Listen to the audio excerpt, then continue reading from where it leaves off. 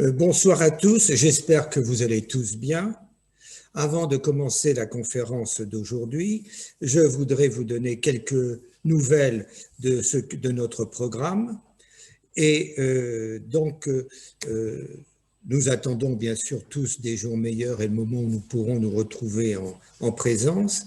En attendant, je vous prie de noter les dates du 20 mai où nous écouterons Isabelle Fouché, chargée d'études documentaires et responsable du Fonds des archives du Châtelet de Paris aux Archives nationales, c'est-à-dire l'équivalent de la préfecture de police aujourd'hui. Ordre et désordre à Paris au XVIIIe siècle, que faisait la police dans les quartiers de la rive gauche?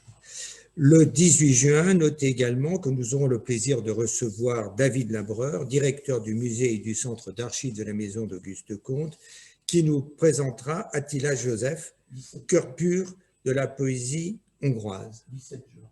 Oui, 17 juin. J'ai dit le 18, 17 juin. Voilà.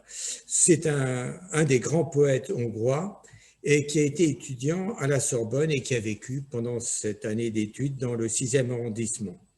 Et comme vous le savez tous, dans ce 6e, même je dirais encore plus, rue Bonaparte, un peu plus haut que la mairie, se trouve le centre culturel hongrois qui est signalé par la statue La femme au chapeau, assise, rue Bonaparte. Aujourd'hui, c'est Madame Édith Rosier-Robin que j'ai le plaisir de vous présenter. Elle est présidente du comité français du souvenir français pour le 6e arrondissement. Auparavant, quand elle était, je dirais, dans sa phase active, elle est toujours active, bien sûr, elle était ingénieure d'études au CNRS et puis elle a enseigné l'histoire contemporaine et la philosophie dans un certain nombre d'établissements publics parisiens, dont par exemple le lycée Rollin et le lycée Paul Valéry. Elle va nous parler donc du souvenir français qui a été créé en 1887 dans l'après-guerre de 1870. C'est la plus ancienne association mémorielle de France et vous allez voir le rôle qu'elle a joué et qu'elle joue pour notre histoire et notre mémoire. À la suite de cette conférence, j'évoquerai les monuments aux morts et plaques commémoratives de notre arrondissement, si riche de personnalités et de lieux mémorables.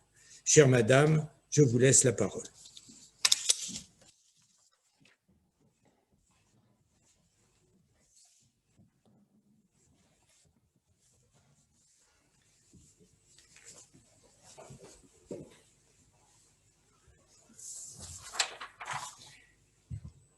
Je vous remercie, Monsieur le Président, de ces mots d'accueil.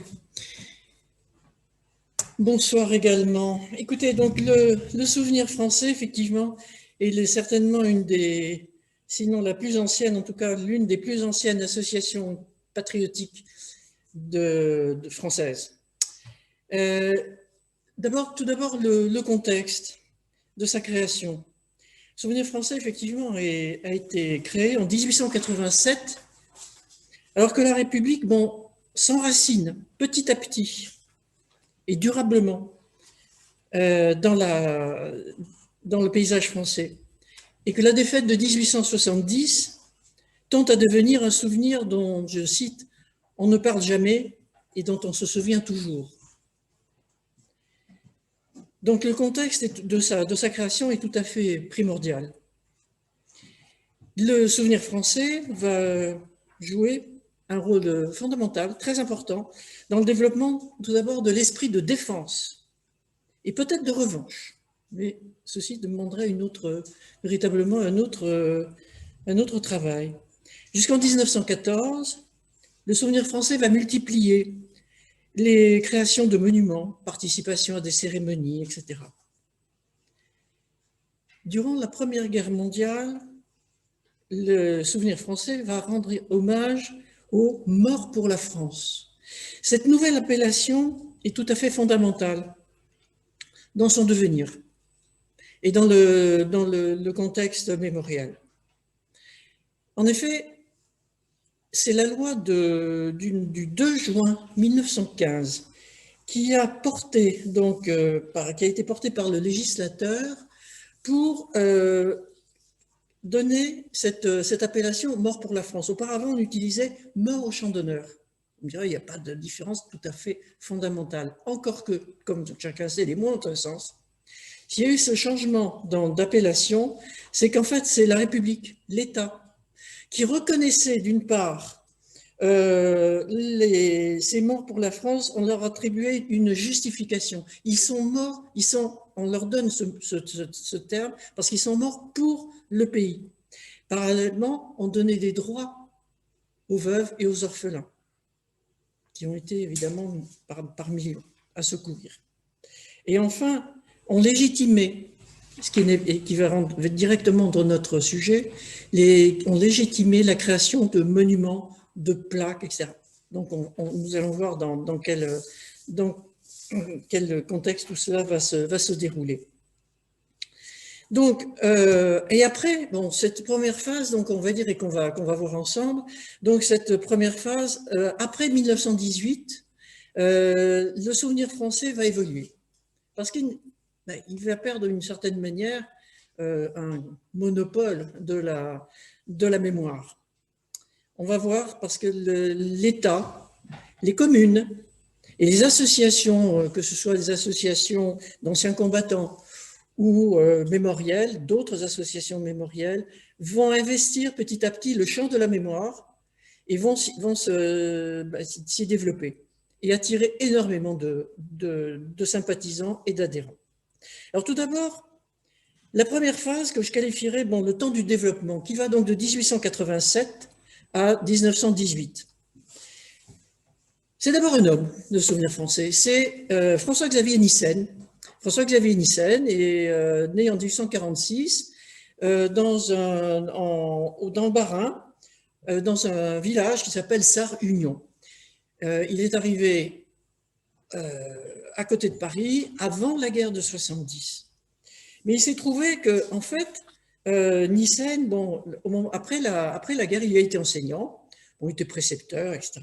Après la guerre, donc Nyssen a créé en 1873, en faveur des familles des morts français, 45 000 quand même, une société de prévoyance et de secours mutuel.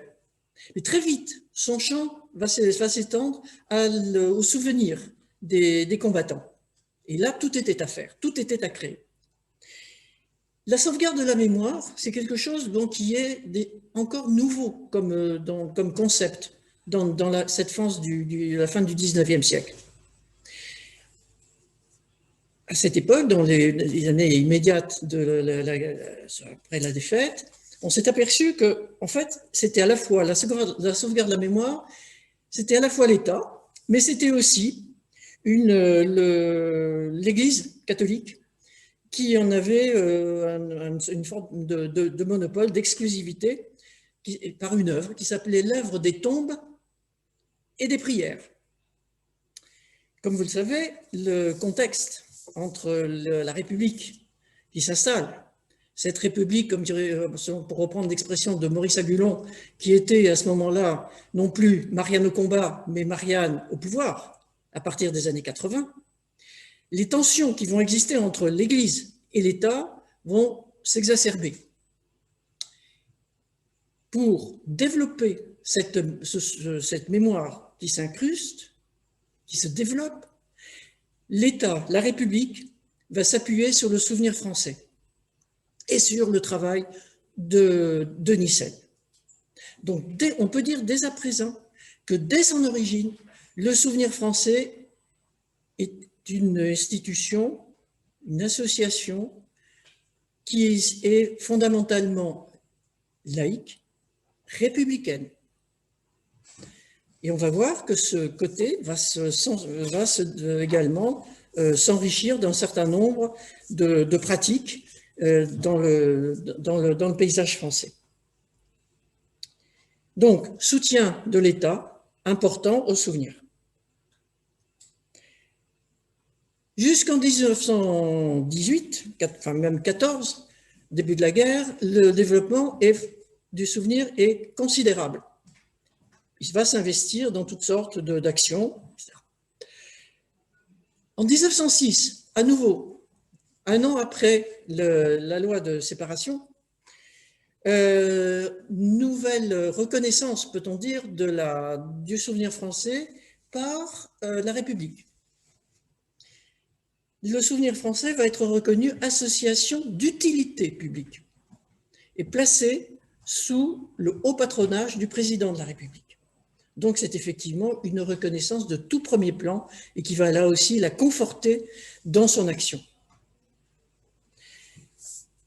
La guerre de 14, la guerre de 14, il s'est trouvé que les tombes, évidemment, des soldats morts pour la France, dans un premier temps, n'étaient pas accessibles. Donc le Souvenir français s'est replié, pourrait-on dire, sur des pratiques auprès des hôpitaux, à développer un certain nombre de comités de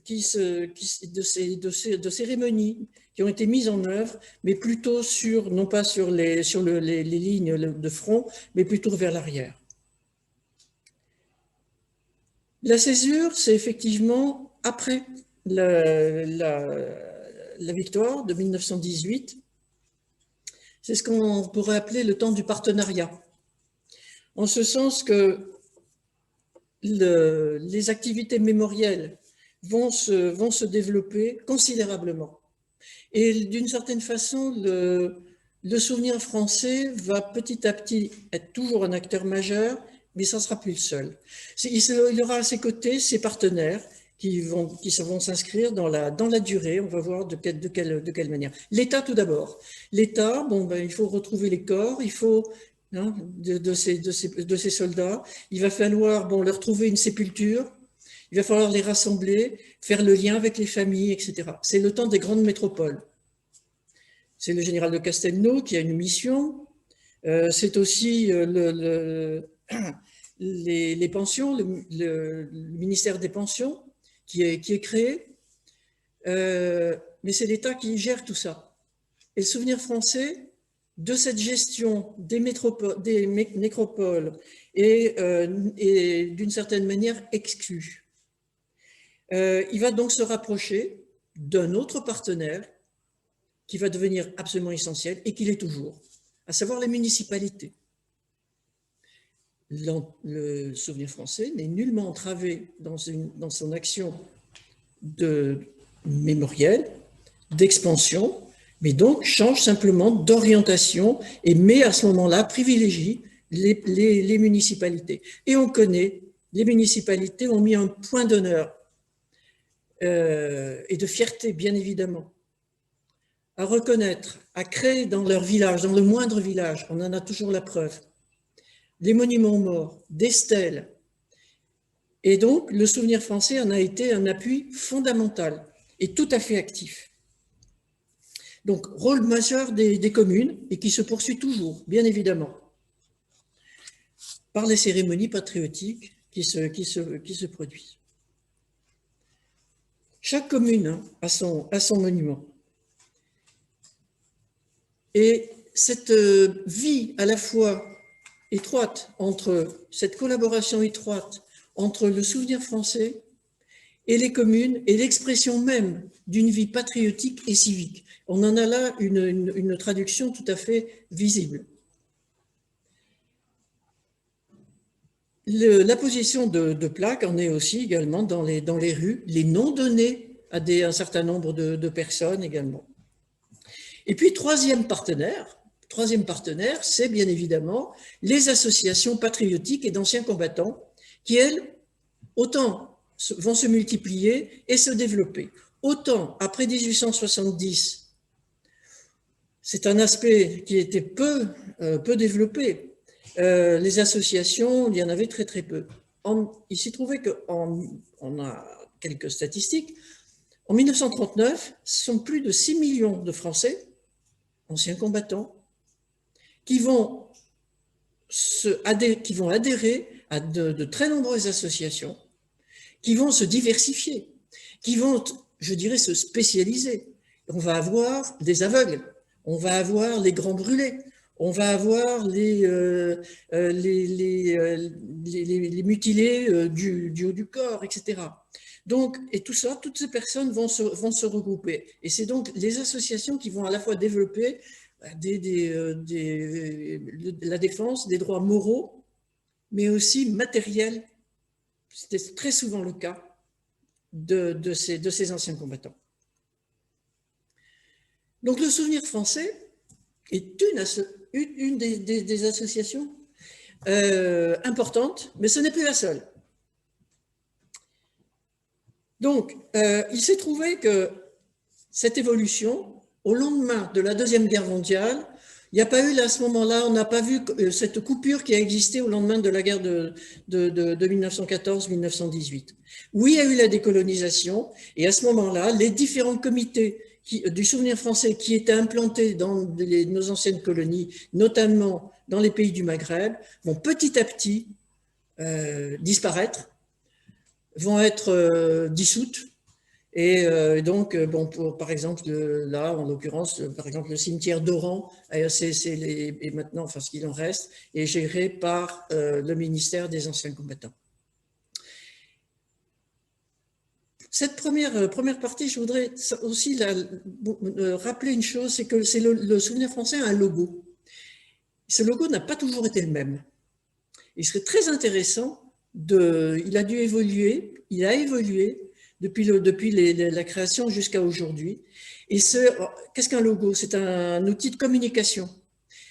Et on reconnaît, en fait, si on prend l'évolution des logos du Souvenir français, on s'aperçoit par l'évolution du graphisme, pas des couleurs, du graphisme, des symboles qui apparaissent. À l'heure actuelle, le dernier logo du Souvenir français, on y voit une Marianne, on y voit, bon, bien évidemment, la République, cet attachement fondamental et premier à la République, dans ses valeurs, et aussi donc le flambeau pour la transmission. Et c'est une des choses, nous le verrons un peu plus en avant, la transmission maintenant, évidemment, bon, la France est en paix, après 75 ans de guerre, est en paix, et donc, mais cette association doit évoluer. Et c'est une des choses qui est un de ses traits majeurs maintenant, c'est qui la caractérise, c'est la qualité de son évolution.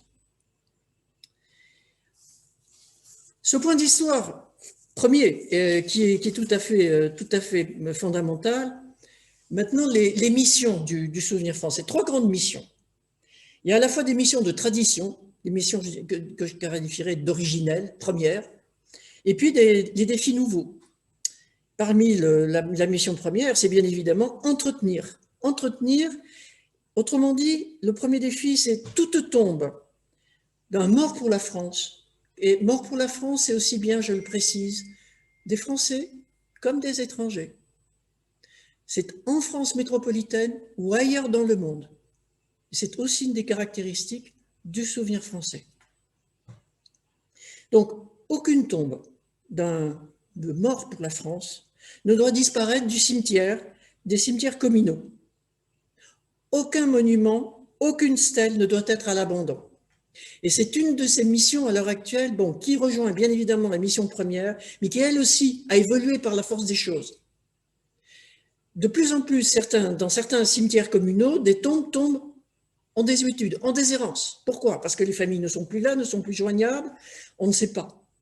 Les communes ne veulent pas prendre en charge, ont besoin de récupérer de l'espace. Donc là, il y a tout un travail, notamment de géolocalisation, qui a été entrepris. C'est un vaste travail de très longue haleine, parce que ce n'est pas simplement géolocaliser, mais après, il y a tout le traitement à faire, bien évidemment, qui est fait par un certain nombre de spécialistes, à savoir, donc, et qu'aucune tombe donc, d'un mort pour la France ne disparaisse définitivement, et donc le souvenir les prend en charge, va les entretenir. C'est un énorme travail. Par exemple, à Paris, la géolocalisation du Père-Lachaise a été faite. Le cimetière du 17e arrondissement a été également géolocalisé. Et il se trouve qu'en France, plusieurs cimetières l'ont été. Et c'est en particulier à destination, ce travail, des jeunes qui pourront, à ce moment-là, on pourra avec leurs enseignants, il y a tout un travail pédagogique qui peut être fait derrière.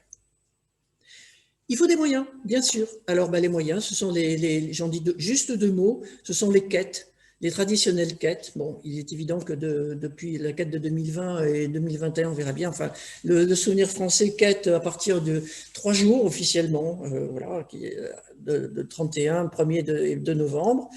Bon, voilà, et c'est un moyen là aussi d'investir, de travailler et de reconnaissance. Dans les cimetières, vous avez souvent vu, à l'entrée des cimetières, il y a un tronc souvenir français. Voilà. Ensuite, deuxième mission, après celle d'entretenir, ben, c'est conserver. Conserver, à savoir, aucune cérémonie qui a été créée à l'origine pour enraciner la mémoire dans le souvenir d'un événement historique, local, aucune de ces journées ne doit disparaître. On voit tout de suite la difficulté qui surgit, à savoir, bon, à l'heure actuelle, le nombre de journées commémoratives en France, il y a une sorte d'inflation. Et donc, comment arriver à la fois toujours commémorer, avec chacun une forme d'identité pour chaque cérémonie, sans que ça tombe dans une grande banalité. Voilà. Et donc, notre association, comme bien d'autres, se trouve face à cette difficulté et pour le moment, dans une forme d'aporie. Ensuite, transmettre. Ça, évidemment, c'est quelque chose qui, dès l'origine, ne se posait pas. Transmettre maintenant, comme l'évolution, fait que les acteurs principaux, les témoins, disparaissent, sont même complètement, ont tous disparu. C'est un problème là aussi qui est récurrent et qui est transverse à toutes nos associations mémorielles, à savoir comment garder cette mémoire non seulement des combats, mais la mémoire de l'engagement des Français au sein des combats, au sein des temps. Comment le transmettre aux jeunes générations en particulier. Donc là, il y a tout un travail pédagogique qu'entreprend le souvenir français. Donc, c'est en particulier, nous souhaitons, mais bon, il peut y avoir là aussi toutes sortes d'actions possibles, des voyages, des visites, à savoir, on demande à ce que, c'est une exigence, mais qui est plus ou moins bien remplie, mais plutôt bien que moins bien, que tout élève ne termine pas sa scolarité sans avoir fait au moins une visite mémorielle, n'ait participé à une cérémonie patriotique. Le souvenir français en action, c'est aussi ça. Quelques chiffres, très brefs. Souvenir français en 2019, c'est encore, je dis encore, environ 200 000 adhérents en France, mais je dirais dans les autres comités mondiaux. Par ailleurs, bon, à Paris, le souvenir français, c'est environ 740 adhérents pour 18 comités, dont celui du 6e, et du 16e aussi, mais en l'occurrence du 6e. C'est 16 adhérents. Nous avons des liens extrêmement forts avec, bien évidemment, la mairie, qui nous facilite la tâche, nous encourage très fortement. Nous participons au comité d'entente avec d'autres associations, notamment l'UNC et d'autres. Et puis, le Souvenir français organise bien évidemment des conférences, des voyages, participe à des voyages, des plaquettes, les cérémonies, toutes les cérémonies, etc.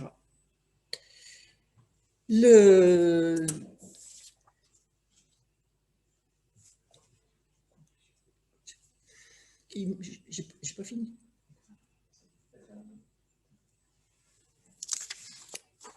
Bon.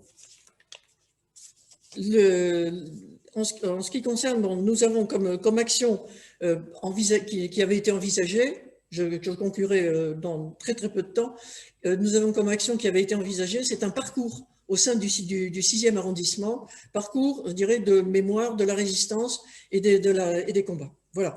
Et donc, au travers, bon, un certain nombre de plaques, de rues, bon, qui illustrent à leur manière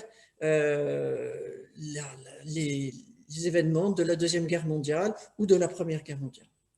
Voilà. Donc, le souvenir français est un corps social vivant, bien vivant, qui a su évoluer avec son époque et qui est toujours dans son époque, mais qui est aujourd'hui à un tournant, comme toutes ces associations mémorielles avec lesquelles nous partageons toujours les mêmes, pour certaines, les mêmes idéaux, et à savoir en particulier l'idéal républicain. Je vous remercie. Alors, écoutez, Madame, je vous remercie infiniment de cette conférence et donc nous allons dans un deuxième temps voir les illustrations de certains de ces monuments. Voilà. Merci infiniment de cette présentation. C'est moi qui vous remercie.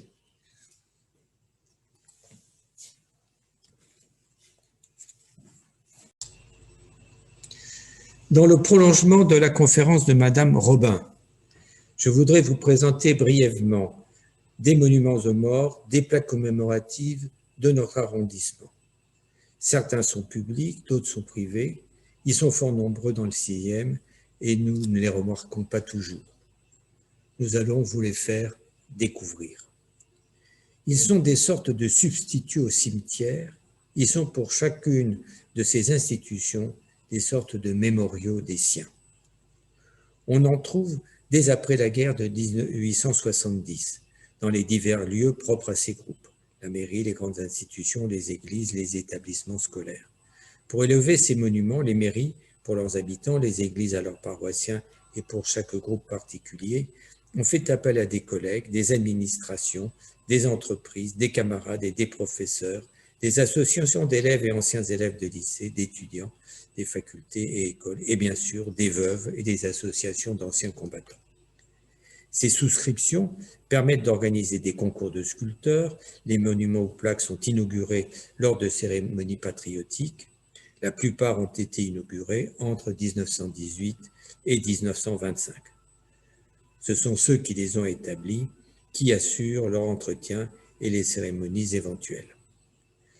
Mais survint la Seconde Guerre mondiale, les noms des morts sont alors souvent ajoutés aux monuments existants quand c'est possible, quand il y a l'espace suffisant. D'autres sont construits à côté.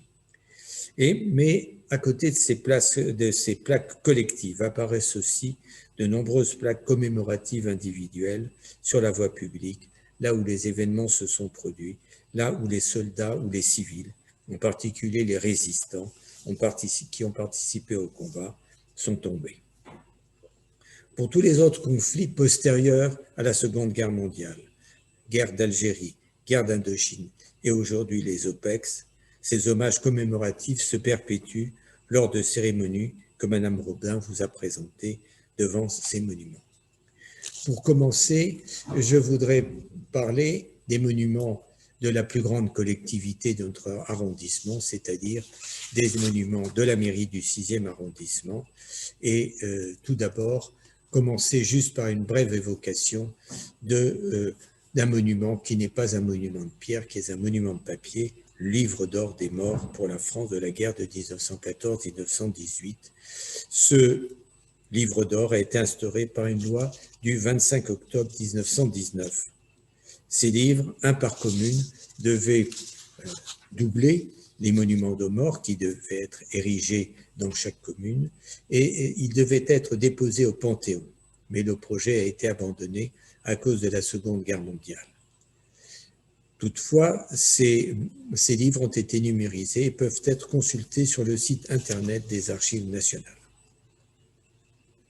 Alors, ce livre d'or, on peut le voir en haut de l'escalier d'honneur, au pied des plaques qui énumèrent les différents édiles de la mairie.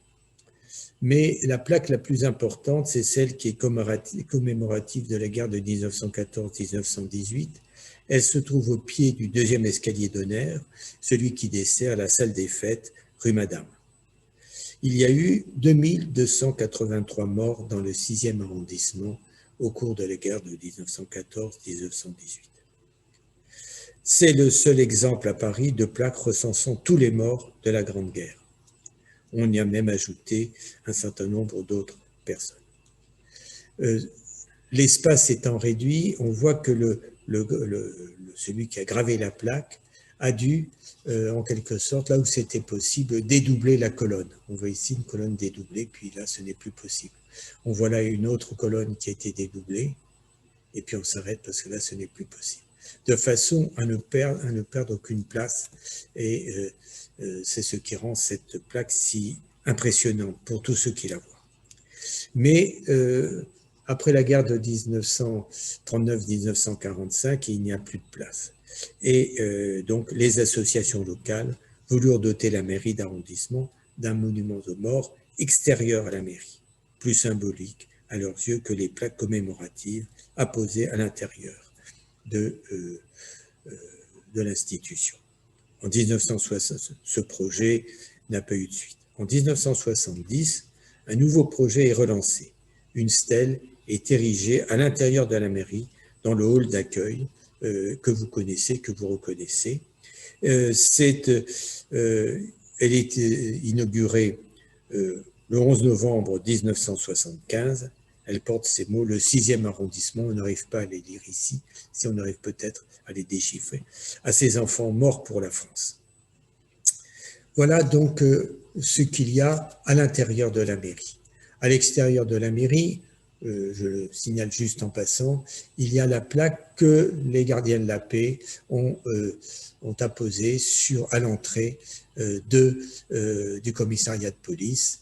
Et vous voyez ici les noms de ceux qui sont morts du 19 au 26 août, c'est-à-dire pendant la libération de Paris. Mais revenons aux morts de la commune, de l'arrondissement, du 6e.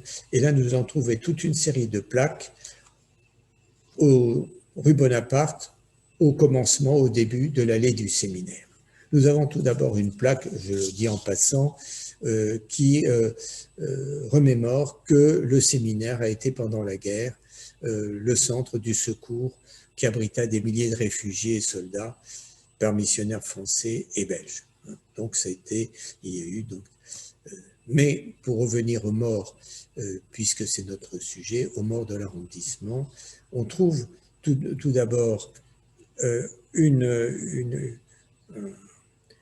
cette plaque aux citoyens du 6e arrondissement tombés devant les pelotons d'exécution sur les barricades, sur les champs de bataille durant la lutte contre l'Allemagne nazie de 1939 à 1945, mais il n'y a pas de liste.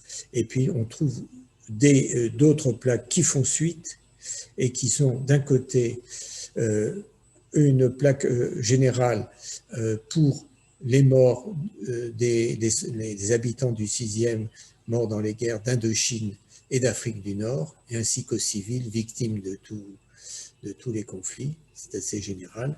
Et puis un hommage particulier aux habitants du 6e arrondissement pendant la guerre d'Algérie, 1952-62. Et là, nous avons une énumération des noms. On retrouve l'énumération des noms. Alors, maintenant, je voudrais parler d'une autre institution qu'on peut éviter, c'est le Sénat. Et donc, vous avez placé au sommet donc de l'escalier d'honneur qui mène à la grande salle avec cette grande porte, vous avez de part et d'autre 2 plaques. À gauche, la plaque des sénateurs qui sont morts pendant la guerre de 1914-1918. Et comme il y avait la place, on a rajouté ceux qui étaient morts en 1939-1945. On pourrait en citer plusieurs. Celui qui est le plus connu parce qu'il a le nom d'une rue, c'est Max Dormoy, qui était membre du gouvernement du Front populaire et qui a été assassiné en 1941. Mais il y a d'autres noms sur lesquels on pourrait s'arrêter. Et il y a aussi les fonctionnaires, c'est-à-dire les cadres supérieurs de l'administration du Sénat. De l'autre côté, la liste est plus longue, eh bien, il y a tous les agents, tout le personnel du Sénat, avec là encore, on a ajouté les morts de la guerre 39-1945. Passons maintenant à une autre collectivité qui était à l'époque très large et qui l'est moins, mais qui était donc bien représentative aussi de la population. Ces plaques étaient, ces listes ont été établies par les familles. Ce sont les familles qui ont demandé aux paroisses de marquer les noms. Pendant la Grande Guerre, des curés, comme celui de Notre-Dame-des-Champs, avaient posé des plaques le plus souvent en bois où étaient gravés au fur et à mesure les morts de la paroisse. Après-guerre, l'archevêque de Paris a incité les paroisses et les paroissiens à souscrire à la réalisation de plaques commémoratives en marbre. Ainsi, dans les 3 paroisses de l'arrondissement, nous avons Saint-Sulpice, où vous avez le monument de la guerre de 1914-1918. Ceci n'est pas complet, puisqu'il y a d'autres volets, mais qu'on ne peut pas présenter parce que sinon ça deviendrait illisible, qui recense tous les morts de 1914-1918. À Saint-Germain-des-Prés, vous avez aussi la même chose, cet autre monument que l'on trouve en entrant à droite dans l'église, et on a ajouté, parce que là il y avait la place, on a ajouté 2 plaques pour les morts, morts pour la France de 1939-1949, soldats, résistants, déportés, fusillés, victimes civiles. Et là toujours, c'est à la demande des familles, des paroissiens. Alors, il y a aussi Notre-Dame-des-Champs, que nous ne présentons pas là, mais dans laquelle je m'y arrête simplement parce que la paroisse est à cheval à la fois sur le 6e, mais aussi sur le 14e arrondissement. Et on trouve les noms de 4 frères Peignot qui habitaient boulevard Edgar Quinet. Et si je les cite, c'est parce que ce sont ils sont très célèbres dans le monde de l'imprimerie. Ce sont des fondeurs et des créateurs de caractères d'imprimerie. Et la France a une tradition dans ce talent. Et ils ont une rue qui leur est dédiée près de la rue de la Convention, près de là où se trouvait l'ancienne imprimerie nationale. Donc, je n'énumère pas leur nom, mais ils ont été tués ils sont tombés au combat entre 1914 et 1916. Passons maintenant à je dirais, des populations plus limitées et plus ciblées. Ce sont les établissements scolaires et universitaires. Alors, commençons par les établissements scolaires. Évidemment, ce sont les lycées qui ont été parmi ceux qui ont fourni, évidemment, le plus grand nombre de tués, puisque les soldats étaient jeunes, et cette plaque concerne aussi souvent les professeurs. Alors, commençons par le lycée Saint-Louis. Dans le lycée Saint-Louis, on peut trouver 4 plaques. Comme je vous le disais tout à l'heure, il y a une première plaque qui a été en marbre noir, qui a été inaugurée le 6 juin 1874, donc après la guerre de 60. C'est une plaque de forme rectangulaire qui se trouve dans la chapelle du lycée. Et elle porte les noms comme nous avons en lettres d'or. Et il faut dire que cette plaque est dédiée à nos camarades morts pour la patrie 1870-1871. Et elle a été faite par l'association des anciens élèves du lycée Saint-Louis. Il y a maintenant une deuxième plaque, c'est celle que vous voyez ici, qui se trouve dans une salle de réunion du lycée et aux élèves du lycée Saint-Louis morts pour la France. Et donc on voit année par année donc les morts du lycée, et on voit que c'est impressionnant, mais nous savons bien qu'il y a toute une classe d'âge qui a été sacrifiée, et là on en voit bien l'illustration. Alors je voudrais aussi indiquer que là encore il n'y avait pas de place pour élargir le monument, et donc il y en a une autre plaque qui est faite au lycée Saint-Louis et qui se trouve dans la cour de gymnastique du lycée Saint-Louis pour les morts de 1939-1945 d'Indochine et d'Algérie. Donc voilà, et puis je pourrais rajouter aussi une plaque, mais très particulière, dans une circulation du lycée, plaque dédiée à Maurice et Marguerite Cavalier, qui étaient respectivement attachés d'intendance au lycée Saint-Louis et professeurs d'anglais au lycée Fénelon. Et donc, ils ont été résistants, membres du réseau d'évasion d'aviateurs alliés le fameux réseau Shelburne. Ils ont été arrêtés en juin 1944 au lycée Saint-Louis et ils sont morts l'un et l'autre dans des camps de concentration, lui à Dora et elle à Ravensbrück. Donc, mais ceci aussi est une allusion pour parler de la plaque du lycée Fénelon, qui évidemment est très courte, puisque Fénelon était un lycée de jeunes filles. Et donc, outre Marguerite Cavalier, il y a quelques professeurs, mais surtout, il y a un certain nombre d'élèves qui ont été victimes de la Shoah. Voilà pour cette commémoration du lycée Saint-Louis et annexe, et d'une façon anecdotique ou annexe, le lycée Fénelon. Un autre grand lycée, mais qui est hors de l'arrondissement, c'est les lycées Louis-le-Grand. Alors, ceci peut paraître incompréhensible, mais vous voyez bien que j'ai associé le lycée Montaigne. Pour quelle raison? C'est parce que les deux lycées ont été, jusqu'en 1968, associés. Le lycée Montaigne était le petit lycée du lycée Louis-le-Grand. Et par exemple, moi j'étais au lycée Montaigne, et ensuite au lycée Louis-le-Grand. On passait au lycée Louis-le-Grand au début du secondaire et puis ensuite au cours du temps, au début à la quatrième, à la fin du collège. Alors, il n'y a pas d'image, mais dans la première plaque, il y a eu au lycée Louis-le-Grand, comme au lycée Saint-Louis, une plaque qui a été inaugurée dès 1875 dans la chapelle du lycée, donc est consacrée aux morts de 1871.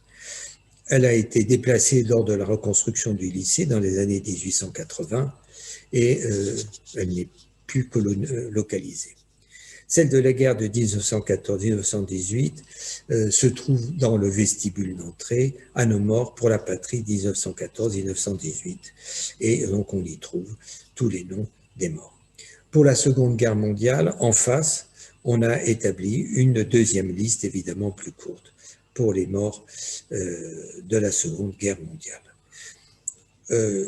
Évidemment, je vais parler du lycée Stanislas, ou du collège Stanislas plus exactement, puisque c'est son nom officiel, qui est le grand établissement scolaire privé des jeunes gens de notre arrondissement. Les conflits commémorés sont ceux de la guerre de 1914-1918. C'est le monument que vous avez vu en couverture, si je puis dire, en ouverture de cette conférence. Elle est avec un arrière-plan l'église Notre-Dame-des-Champs. Donc c'est un monument imposant et on y trouve, mais ce n'est pas très lisible, encore moins lisible que pour le lycée Saint-Louis, on y trouve inscrits les noms des élèves ou anciens élèves. Et puis on a rajouté les élèves des classes de l'école préparatoire du collège inscrits à des mouvements de résistance, morts et victimes des Allemands pour la période 1939-1945, avec différentes devises. Je vous passe la devise en latin sur le monument primitif et simplement je vous indiquerai qu'on y trouve la devise de l'établissement, français sans peur, chrétien sans reproche. Il faut savoir que le général de Gaulle est un ancien élève du lycée Saint-Louis, mais qui avait aussi parlé de Stanislas, et ainsi que Guilmer, puisque ce sont deux héros bien connus.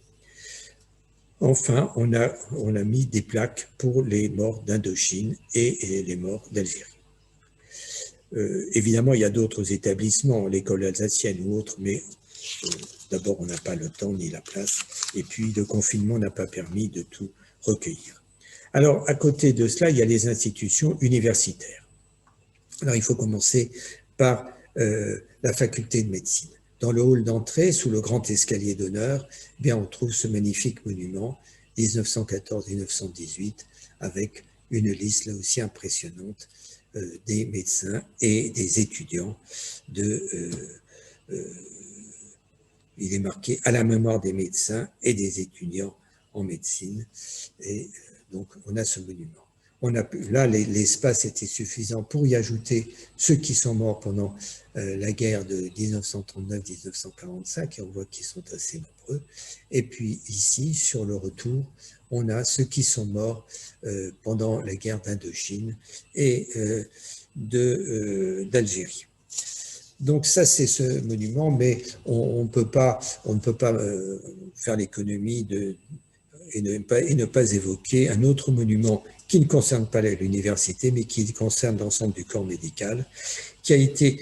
C'est un monument professionnel, si je puis dire, puisqu'il a été érigé par la profession et les syndicats, et c'est un monument, comme on le voit, à la mémoire des 1800 médecins morts pour la patrie, mais il se trouve à l'extérieur, parce qu'il n'y a pas que les médecins de la faculté de médecine de Paris, c'est pour l'ensemble des médecins, mais le monument est apposé sur le mur de la faculté de médecine, pratiquement en face de l'entrée principale de la faculté. On voit ici le bâtiment des Cordeliers que vous connaissez tous. Voilà. Alors, la faculté de pharmacie avait aussi un monument, elle avait même une sculpture, mais bon, qui se trouve dans le jardin botanique. Passons sur un autre établissement très important, et c'est l'école des Beaux-Arts.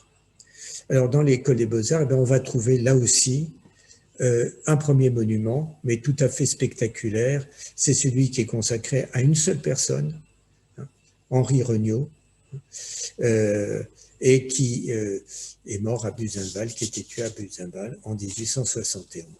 Alors, vous allez me dire un seul monument, parce que beaucoup de peintres à l'époque, n'étaient pas passés par l'école des Beaux-Arts.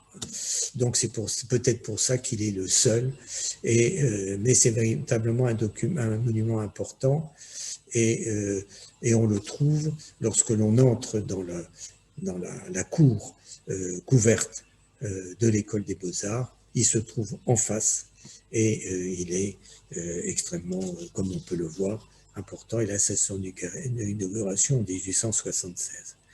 Donc, vous voyez, on a ces monuments qui ont précédé la guerre de 14, mais la guerre de 14, évidemment, est la plus importante. Alors, ces monuments, la guerre de 14, là, ça change tous, et on a d'abord fait ce monument contre ce mur de l'école, et on voit donc le soldat, et puis ici, ce monument imposant avec aussi une liste impressionnante de noms. Ce sont tous les élèves de l'école des Beaux-Arts et pas simplement les diplômés. Ça se trouve dans la cour du Mûrier. Alors, à nos morts victorieux. Après la guerre, alors ce monument a été, après la guerre de 1939-1945, il a été remanié pour faire de la place. Ici, on ne pouvait pas avancer, mais là, on avait de la place.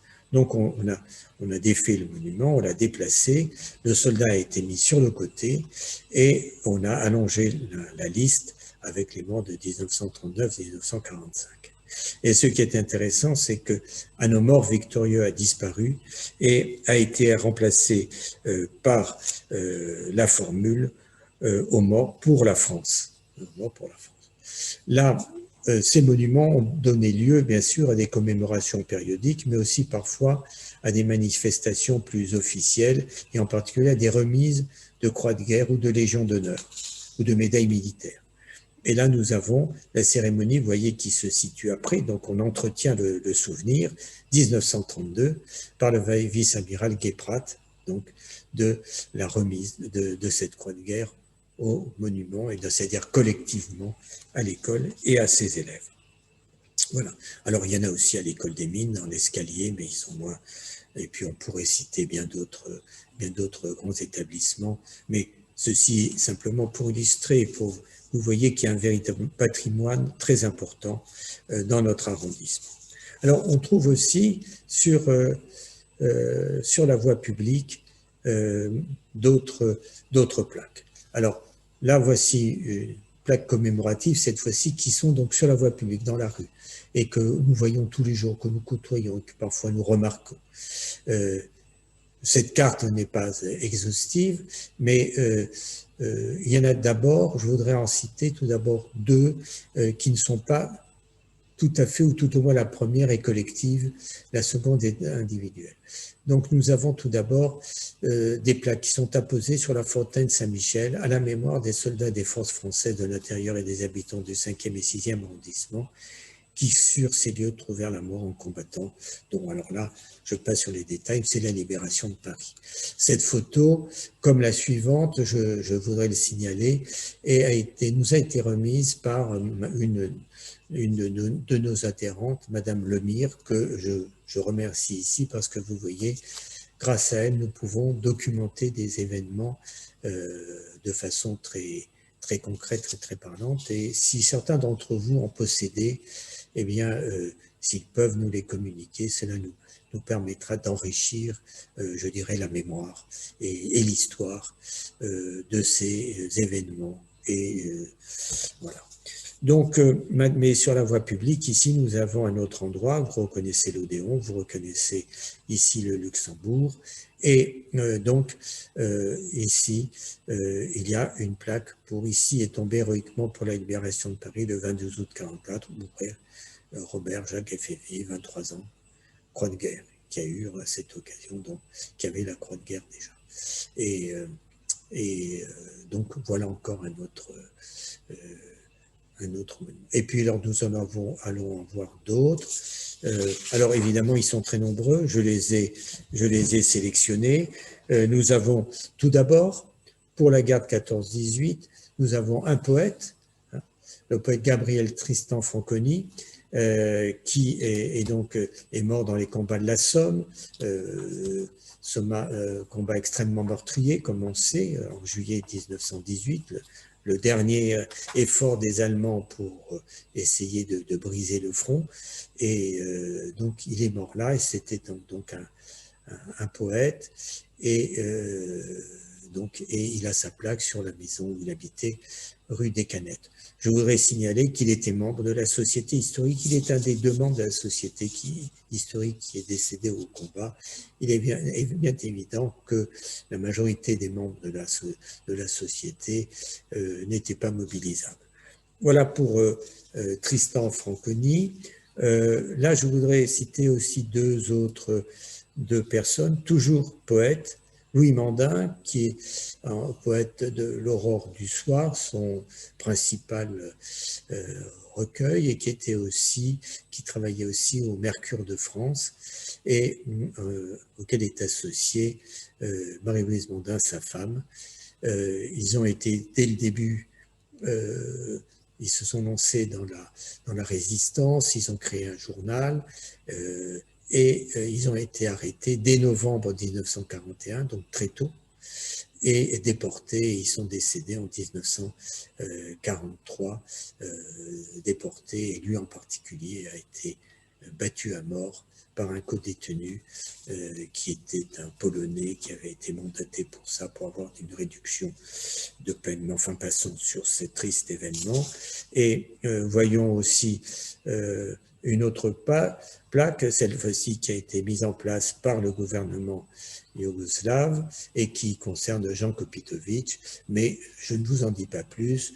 Vous avez assisté, ou vous pouvez lire la conférence qui a été faite dans la Société historique au début de 1919 et dont vous avez reçu le bulletin au mois de juin. Alors, autre plaque, ça c'est un endroit où il y a eu des combats et où est tombé Jacques Francesco de la 2e DB, et puis ici le docteur Jules de Sèze, chevalier de Légion d'honneur, croix de guerre, et qui a été tué, mort pour la France. C'est une grande famille de médecins, il était membre de l'Académie de médecine, et c'est une famille, donc et voilà. Donc, on peut aussi citer un autre poète, Robert Desnos. Alors, Robert Desnos aussi, qui est bien connu. C'est un poète français qui était surréaliste et très célèbre à Montparnasse avant la guerre, et qui communiste, et qui s'est lancé dans la résistance, et il a été arrêté par la Gestapo et déporté. Et donc là, on a mis une plaque, et vous voyez, c'est la cérémonie d'inauguration donc de sa plaque sur la maison où il a habité. Voilà un petit aperçu, mais ce n'est rien à côté de tout ce que l'on pourrait, faire. Et pour terminer, je